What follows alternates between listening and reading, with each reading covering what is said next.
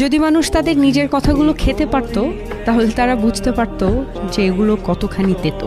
মানুষের মুখে বলা কথার একটা আলাদা শক্তি আছে।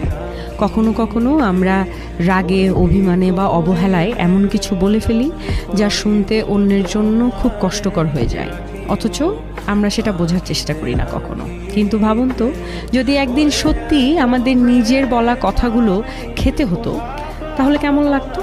মিষ্টি বা ভদ্রভাবে বলা কথা হয়তো সুস্বাদু লাগতো, কিন্তু কটূক্তি, অপমান বা কষ্ট দেওয়ার মতো কথা হলে সেটা হয়তো একেবারেই স্বাদে তেতো আর গিলতেও কষ্ট হতো। তখনই হয়তো আমরা বুঝতাম আমাদের জিভ থেকে বের হওয়া প্রতিটা শব্দের কতটা ওজন আছে, আর তা অন্যের হৃদয়ে কেমন প্রভাব ফেলে। তাই কথার আগে একটু ভেবে বলা জরুরি, কারণ কথার কোনো ওষুধ নেই।